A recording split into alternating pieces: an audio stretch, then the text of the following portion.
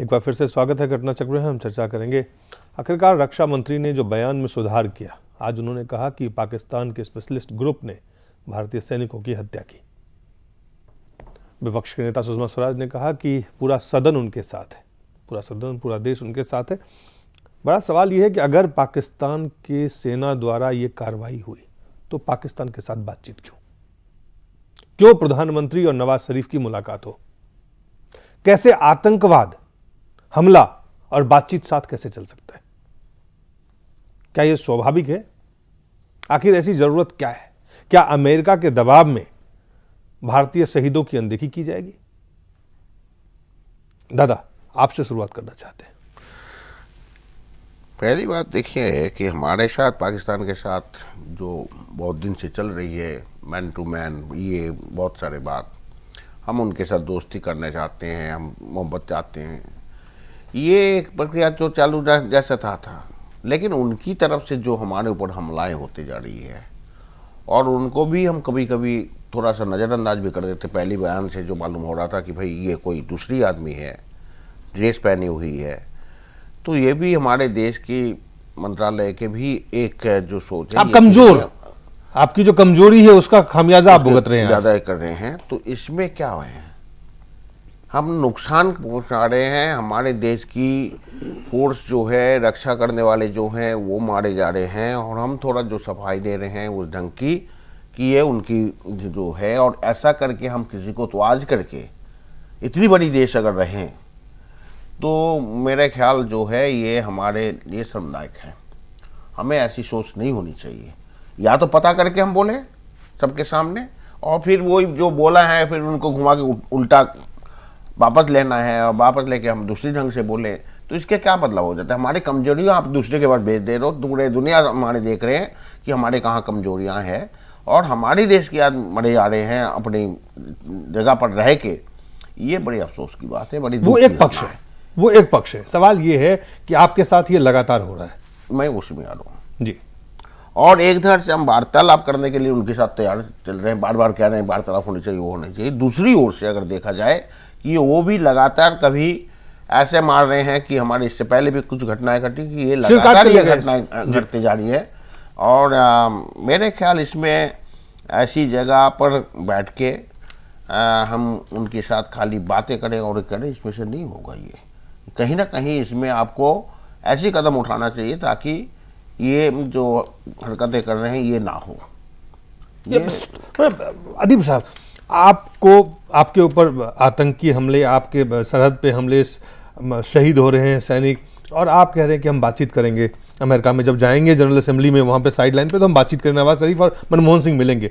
लगातार जब भी हमला होता है, 26/11 का हमला हो या कोई और हमला हो, तो हम लगातार इस बात को कहते हैं कि नहीं, जब तक पाकिस्तान ठोस कार्रवाई नहीं करेगा हम बातचीत नहीं करेंगे। और कभी ठोस कार्रवाई आपको देखने को नहीं मिलेगा। फिर हम बातचीत की शुरुआत करते हैं, फिर अमेरिका डिक्टेट करता है। दिलीप साहब, मैं आपसे एक बात थोड़ा सा सहमत नहीं हूँ। हिंदुस्तान एक मुल्क है, उसकी फौज अपनी है, उसकी सोच अपनी है। हमारा मुकाबला उस हुकूमत से है जिसकी फौज उसकी हुकूमत के साथ नहीं है। इस पस मंजर को आप जरूर याद रखिए। मुल्क तो वो चाहे कोई भी हो, इसको मैं आपको बताता हूं। बातचीत क्यों? सवाल अटल जी चाहे अटल जी हो कि आडवाणी जी हो या फिर मनमोहन सिंह हो या चाहे नेहरू जी हो। अटल जी जिस वक्त लाहौर गए, क्योंकि दुनिया में जंग से अगर कोई फैसला हो सके, कोई नेबर जंग से जिंदा रह सके तो हम भी रह सकते हैं, जंग से नहीं होता। हमारे मुल्क की एक ये पॉलिसी रही कि हम अपने नेबर के साथ ताल्लुकात ठीक करेंगे। जिस वक्त अटल जी और यही अब जो प्राइम मिनिस्टर हैं नवाज शरीफ साहब, इनका जब करीब करीब समझौता हो गया तो उनकी आर्मी ने कारगिल कर दिया, न होने पाए। आज जब ये स्टेज आई कि एक प्राइम मिनिस्टर ये कह के इलेक्शन लड़ा कि मैं हिंदुस्तान के साथ ताल्लुकात ठीक करूंगा, आप ठोस कार्रवाई कीजिए, फिर हम बात करेंगे। सुन तो लीजिए, आप हमारे सैनिकों की हत्या करेंगे और हम बात करेंगे किस देश की कौन सी विदेश नीति, कौन सी रक्षा नीति, कौन सी सुरक्षा नीति हो सकती है। मेरा पॉइंट ऑफ व्यू सुन लीजिए जी। ये पूरा आपको खाका जहन में रखना पड़ेगा। वहां की आवाम ने नवाज शरीफ को जिताया नहीं, थम्बिंग मेजॉरिटी से जिताया कि हिंदुस्तान से ताल्लुकात ठीक करो। फौज के लिए सबसे तकलीफदेह बात है कि वो, क्योंकि वो हाकिम रहे वहां। आज जो कल डिफेंस मिनिस्टर का बयान था, जब वो बोल रहे थे सदन में, मुझे लग रहा था ये झूठ बोल रहे हैं कि साहब 12 लोग या 15 लोग वर्दी में आए। ये कमजोरी सरकार की थी। अरे वर्दी में कोई आदमी कैसे आ जाएगा? कैसे आप चेक कर लेंगे कि फौजी नहीं है? जहां उन्होंने आके मारा है हमारे सिपाहियों को, वहां कोई इंसान जब तक ट्रेन फौज नहीं आई नहीं सकती। इनको वहीं खड़े होकर कहना चाहिए था कि पाकिस्तान की फौज का है। इनको ये भी कहना चाहिए कि आप पहले अपने फौज को कंट्रोल करिए, लेकिन हम बातचीत की प्रक्रिया रखेंगे। लेकिन अगर आप अपनी ये सवाल है, नहीं देखिए क्यों रखेंगे? ये कौन सी अगर जंग से जंग नहीं, जंग सिर्फ जंग की रास्ता नहीं है। बहुत से अपोजिशन के लोग ये कह रहे हैं, क्या किया जाए? बहिष्कार करिए उस देश का, उस देश से बातचीत मत करिए। आप बातचीत और हमला, आतंक दोनों साथ रखेंगे। मैंने आपसे कहा जंग, दो बातें हैं। आपने कहा कि जंग, हम कहे जंग रास्ता नहीं है। आप बहिष्कार करिए, आप बातचीत बंद करिए। आप जब तक पाकिस्तान ठोस कार्रवाई नहीं करे, आप कोई भी बातचीत किसी भी स्तर पे नहीं करिए। वो भी बातचीत के जरिए ही कहा जा सकता है। बातचीत के जरिए अगर मनमोहन सिंह जाके वो जो कह रहे हैं कि बोलूंगा, मनमोहन सिंह जाके उसके लिए बातचीत करने की जरूरत है। मनमोहन सिंह जी अगर जाके ये कहते हैं, उसने अदीब साहब उसके लिए बातचीत के लिए क्या जरूरत है? कि हम आप हमारे साथ लगातार जुल्म करें, लगातार उसको करें और हम आपसे बातचीत करें, ये कौन सी नीति हो सकती है? हम फिर किसी न किसी तरीके से उस फौज के उस जंगल में फंस गए। एक राष्ट्र का फौज है, वो पाकिस्तान की फौज है, वो हिंदुस्तान की फौज। वहां आप 4 शक्ल बना के रखें, आप 4 फेस बना के, अदीब साहब वहां 4 फेस आप बना के रखें, उससे भारत को क्या लेना है? नहीं देखिए, ऐसा है कि अगर वो दिलीप साहब ये भी है कि इससे पहले, बातचीत से पहले उन्होंने कहा था, ये शब्द भी उन्होंने यूज किया था कि उसमें 26/11 की बात नहीं आएगी। वही नहीं, 26/11 की जो कई सारे, मैं आपके पास आता हूं दादा पुष्पेंद्र। देखिए दिलीप, 2-3 बातें क्यों बातचीत करे भारत? नहीं, वो तो बात बिल्कुल साफ है। क्यों नहीं बहिष्कार करे? क्यों नहीं बातचीत रोके? एक बहुत बड़ी गलतफहमी मैं समझता हूं इस मुल्क के नेताओं को, और पार्लियामेंट में जिस तरीके से बयानबाजी हो रही है उससे ऐसा लगता है कि जो लोग भी इस बातचीत के बारे में ये कह रहे हैं कि बातचीत स्केल डाउन करनी चाहिए, लोअर लेवल पे नहीं करनी चाहिए, फौरी तौर पे मुलतवी कर देनी चाहिए, वो तमाम सारे लोग एक दलील नहीं दे रहे हैं।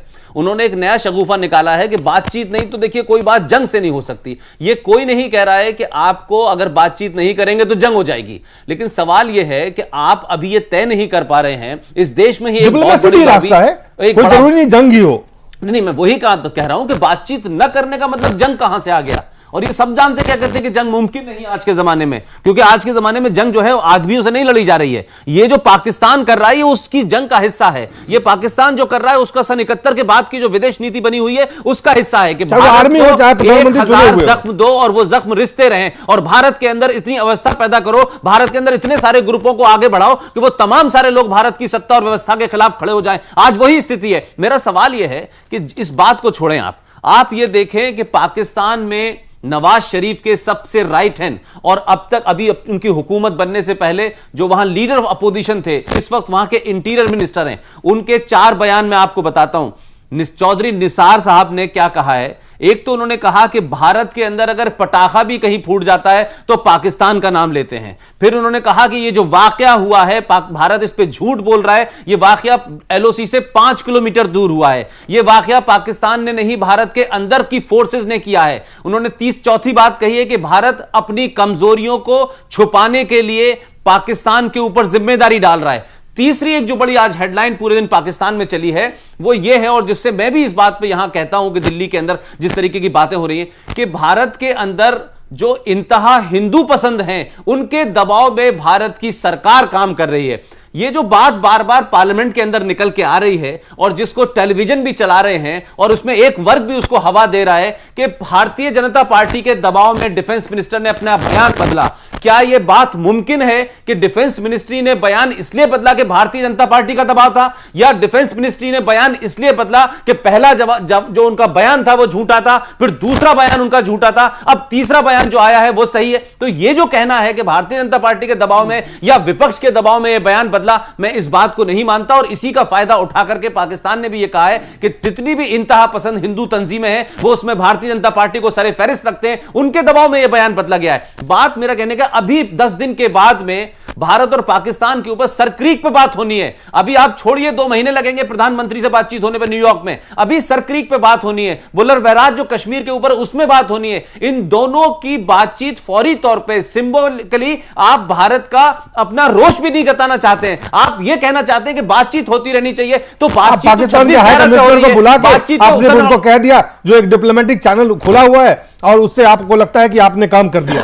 ये कौन सी देश की नीति हो सकती है? नहीं, मैं वही कह रहा हूं कि इस देश की नीति इसलिए हो सकती है कि यहां जिस तरीके से शहीदों के मरने पे सवाल जवाब होते हैं, यहां पार्लियामेंट के अंदर जिस तरीके से हिंदुस्तान पाकिस्तान के रिश्तों में हर पार्टी को अपना अपना एजेंडा और डोमेस्टिक कंपल्शन नजर आते हैं, इसलिए ऐसे होते हैं। मैं फिर आपसे कह रहा हूं कि सन 1947 से लेकर आज तक पाकिस्तान की पॉलिसी में कोई फर्क नहीं आया है, पाकिस्तान की कश्मीर पॉलिसी में कोई फर्क नहीं आया है। अगर फर्क आया है तो इस मुल्क के अंदर इंटरनल वोट और डोमेस्टिक कंपल्शन के चलते हुए अलग अलग पार्टी के अपने नजरिए में फर्क आया है। भारत की विदेश नीति एक नहीं है। आई के गुजराल साहब आएंगे तो उनको लगता है कि पाकिस्तान के अंदर रॉ को डिसमेंटल कर देना चाहिए। अटल बिहारी वाजपेयी आएंगे तो उनको देश का महान आदमी बनना है और उनको पीस कहलवाना है, अपना को नोबेल प्राइज जीतना है, तो वो तैयार हैं। मनमोहन सिंह पिछले 9 साल से लगातार पाकिस्तान जाने की कोशिश में लगे हुए हैं। उनका एकमात्र एजेंडा है कि चाहे देश में कुछ भी होता रहे, उनको पाकिस्तान जाना है। इसीलिए आज जो शख्स जाहिर किया गया और जो बातें कही गई हैं लीडर ऑफ अपोजिशन से लेकर सीपीआई के लोगों ने कहा है कि जिस तरीके से पहला बयान आया था वो कांग्रेस की देखरेख में और पीएमओ की देखरेख के अंदर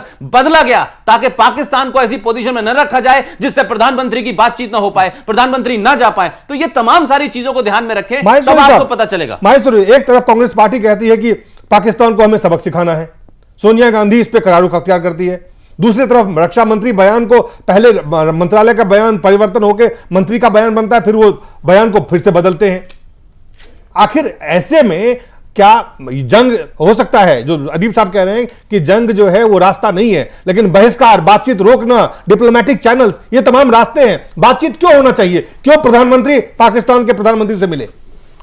मैं अदीब साहब की राय से सहमत हूं। देखिए, वहां नई गवर्नमेंट है, वहां नई गवर्नमेंट है, यहाँ पे शहीद हो, यहाँ पे सैनिक शहीद होते रहे। नहीं, वहां नई गवर्नमेंट है, वहां पॉलिसी कौन सी नहीं है, वहां नीति कौन सी नहीं है? कहना माहेश्वरी साहब, वहां कौन सी नीति नहीं है? दिलीप, ये जो तर्क दिया जाता है कि पाकिस्तान के अंदर जो है वो नई सरकार आई है, हम पाकिस्तान का हमने ठेका लिया है कि पाकिस्तान के अंदर जमहूरियत जो है मजबूत हो, ये हमारा ठेकेदारी है कि पाकिस्तान के अंदर आईएसआई दूर हो, हमारी ठेकेदारी है कि पाकिस्तान की आर्मी और जमहूरियत के बीच में फर्क हो, ये हमने ठेका ले रखा है। हर बार कोई ना कोई आता है, कभी लेफ्ट के नाम पे आता है, कभी राइट के नाम पे आता है। आप ये देखें कि लेफ्ट सरकार थी तब भी यही हुआ, राइट की सरकार थी नवाज शरीफ की तब भी यही हुआ। आप कहते हैं कि असली हीरो कौन है? मैं बार बार कह रहा हूं कि पाकिस्तान के अंदर सऊदी अरब, अमेरिका और इंडिया की फॉरेन पॉलिसी पाकिस्तान की चुनी हुई सरकार नहीं बनाती है, यह पॉलिसी आईएसआई बनाती है। हम बार बार कहते हैं कि नई सरकार आई है, मौका देना चाहिए। नई सरकार होता है, उससे पुरानी सरकार होती है तो 65 होता है, 71 होता है, कारगिल होता है। आप चाहते क्या है? कौन सी सरकार की जिम्मेदारी हमारी है क्या?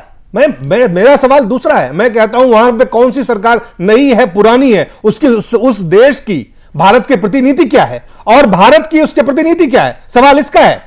देखिए, आपकी क्या नीति है? आपकी लचर सोच वही समझने, जरा समझिए कि वहाँ की मिलिट्री जो है वो ये नहीं चाहती कि भारत और पाकिस्तान के रिश्ते अच्छे हों, और वही वहाँ पे ये सब जो कांड हो रहे हैं उसमें सब में मिलिट्री का हाथ है, वही करा रही है कि जिससे पाकिस्तान और भारत एक साथ ना बैठ सकें। इनके आप परवेज मुशर्रफ से बात कर लेते हैं, रिश्ते सुधर गए। आप परवेज मुशर्रफ मिलिट्री चीफ, उससे भी बात कर लेते हैं। भारत की नीति क्या है? कब तक आप शहीद करवाते रहेंगे लोगों को? नहीं, लेकिन दिलीप, इसके साथ में तो तर्क यह भी दिया जाता था कि साहब मिलिट्री नहीं चाहती भारत पाकिस्तान के रिश्ते, लेकिन इससे पहले यह कहा जाता था कि वहां के आतंकवादी नहीं चाहते, तो आतंकवादियों की भी जिम्मेदारी हमारी है, मिलिट्री की भी जिम्मेदारी हमारी है। तो फिर ये सरकार जीत सवाल ये है कि दादा, पाकिस्तान जो मैं सवाल है, पाकिस्तान के पास अदीब साहब एक नीति है भारत की, आपके पास कौन सी नीति है? दिलीप जी, मेरा बात यह है कि मैं पाकिस्तान के बारे में एक शब्द बोलने के लिए तैयार नहीं हूं। वो अपने देश की जो नीतियां हैं, जो भी उनके मैं अपने देश को रक्षा करने में कमजोरी हमारी क्यों है, मैं कैसे हमारे देश की एलओसी बार बार लंघित होता है और ये हमारे अंदर पहले आते हैं। ये हमारे कमजोरियों को अगर हम ठीक ना करें तो हम किसी से मुकाबला नहीं कर रहे। जैसा पाकिस्तान के साथ बात हो रही है ऐसा चाइना के साथ बात हो रही है। लद्दाख में कैसे प्रवेश कर गया, चीन में 10-19 किलोमीटर घुस के चले गए, आपके पास कोई नीति नहीं है। रक्षा के लिए हम तैयार नहीं है या हम हमारे देश को रक्षा करने के नहीं चाहते हैं, बात यही है। मैं आपसे ये कहना चाह रहा हूँ, चाहे इधर के चाइना के हो चाहे उधर के पाकिस्तान का हो या बांग्लादेश, मैं आपको हर जगह से ये कहना चाह रहा हूँ जी कि जो महेश्वरी जी ने अभी एक बात आपके सामने रखी, जब ताल्लुकात ठीक होने की बात हुई फौज ने वहां आके तोड़ा, ये एक फैक्ट है, इसको डिनाई नहीं कर सकते आप। जहां तक पाकिस्तान की नीति वो हमारी दुश्मनी पे कायम है, लेकिन ये इलेक्शन ऐसा हुआ था जिसमें शायद पुष्पेंद्र ने भी कवर किया हो गए होंगे, ये इलेक्शन ऐसा हुआ था जिसमें साफ तौर पर उनका मैनिफेस्टो था कि हम हिंदुस्तान के साथ ताल्लुकात ठीक करेंगे, इसी पे उनकी सरकार बनी थी। अगर उस यही बात मैं आपसे पूछ रहा हूं, मैं यही बात मैं आपसे एक मिनट में आपसे पूछना चाहता हूं। आप कह रहे हैं उनकी नवाज शरीफ साहब प्रधानमंत्री से तब बात करें जब वो ठोस कदम उठाए, उसके बाद बात करें। नहीं, ये एक तरीका आप मैं कहां कह रहा हूं कि आप जंग में जाएं, लेकिन जंग रास्ता नहीं हो सकता है, लेकिन ठोस बातचीत, जो मैं आपसे कह रहा हूं कि हम ट्रैप आप बातचीत करना क्यों चाहते हैं? कहीं ट्रैप में फंस रहे हैं जी, क्योंकि कल पार्लियामेंट में हमारे राज्यसभा में जो बहस हुई है उसमें सीताराम येचुरी ने तो बड़ी वैलिड पॉइंट्स उसी रोशनी में रखे जिसमें मैं आपके सामने बात रख रहा हूं कि भाई अब तक आपने कितनी बार आपने बातचीत की, कितनी बार वांट किया, वो सब डिटेल उन्होंने मांगी। लेकिन दूसरी तरफ से ये कहा गया कि 5 मरे 50 मार के आओ, और जाफराबाद कौन सी उनकी जगह, वहां घुस के मारो, और कराची में घुस के मारो। तो ये जो लैंग्वेज आप बोलते हैं हाउस के अंदर, ये सुनिए, तो इसका मतलब ये है कि जो लोग चाहते हैं कि हम आपस में लड़ते ही रहें, हम उस ट्रैप में ना आए। लड़ते रहे नहीं, आप लड़ रहे हैं, दुनिया आप नहीं लड़ रहे, एक तरफा हमला आपके ऊपर जारी है। बिल्कुल, ये बात हुकूमत हिंद को करनी चाहिए। वही हुकूमत हिंद से सवाल है करनी चाहिए, आप बातचीत क्यों करना चाहते हैं? नवाज शरीफ साहब, हम आपको अदीब साहब बोल रहे हैं। मैं सिर्फ एक बात, अगर हुकूमत हिंद नवाज शरीफ को इस बात पर समझाने की कोशिश करे कि हम आपके साथ बातचीत करने को तैयार हैं, आपको सिंसियर मानते हैं, पहले आपके हाथ में कमांड दिखाइए कि आपके पास फौज की कमांड आपके पास है या आतंकवादियों की कमांड आपके पास है, तो हम बात करें, उनसे बात नहीं करेंगे।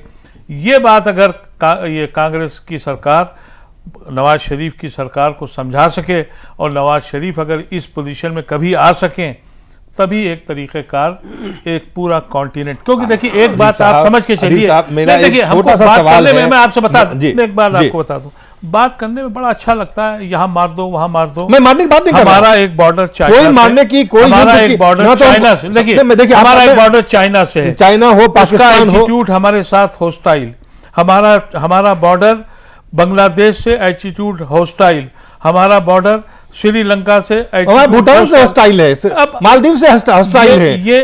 ये फॉरेन पॉलिसी की कहीं ना कहीं कमजोरी हम में आई है। उसके लिए जिस तरह से अपोजिशन के और सब काम हैं, इसी तरह से अपोजिशन का ये भी काम है कि हिंदुस्तान की फॉरेन बहुत कम शब्दों में, फॉरेन पॉलिसी में हमारे पास समय खत्म हो गया, पुष्पन बहुत कम शब्दों में। नहीं, मैं सिर्फ इतनी बात कह रहा हूं कि जो अदीब भाई ने बात कही है, लेकिन वो एक बात ये भूल जाते हैं कि पाकिस्तान के जो इलेक्शन हुआ है इसमें तमाम पार्टियों ने भारत के साथ दोस्ती की बात कही है, लेकिन इसमें जो सेंटर राइटिस्ट पार्टी है नवाज शरीफ की, इस पार्टी की पूरी जितनी भी आप सभाएं कह लें, मीटिंगें कह लें, इसमें जितनी भी दहशतगर्द तंजीमें थी पाकिस्तान की, किसी ने डिस्टर्ब नहीं किया, सबने डिस्टर्ब किया। सब जानते हैं पाकिस्तान में कि यह इलेक्शन किस किस्म का है। उनका सत्ता में आना इस बात का मतलब नहीं है कि पाकिस्तान की जनता वो चाहती है जो इस इलेक्शन में भरपूर आपको दिखाई दे रहा है। पूरा पाकिस्तान मानता है कि फोर्ज इलेक्शन है, रिग्ड इलेक्शन है। आज वही तंजीमें, आज पंजाब में नवाज शरीफ का छोटा भाई चीफ मिनिस्टर है, किस तरीके से नवाज शरीफ हिंदुस्तान को, भारत को आज क्या बात, युद्ध कोई रास्ता नहीं है, देखिए लेकिन दिलीप, मैं फिर डिप्लोमेसी, कह रहा हूं, बातचीत, बहिष्कार, ये तमाम रास्ते हैं। युद्ध का मतलब नहीं है। आपने 26/11 के बाद क्या युद्ध किया था? हवाई यात्रा, रेल यात्रा, बस यात्रा रोक के पाकिस्तान को आपने प्रेशराइज किया, पूरी दुनिया के सामने एक्सपोज किया, तब वो आपके पास कुर्सी उस पे आया ना, चेयर पे। आपका ये मतलब नहीं कि आप बातचीत नहीं करें तो जंग करेंगे। जी पुष्पन जी बहुत बहुत धन्यवाद, दादा बहुत बहुत धन्यवाद, अदीब साहब बहुत बहुत धन्यवाद, माहेश्वरी साहब बहुत बहुत धन्यवाद, आप सब लोगों का बहुत बहुत धन्यवाद।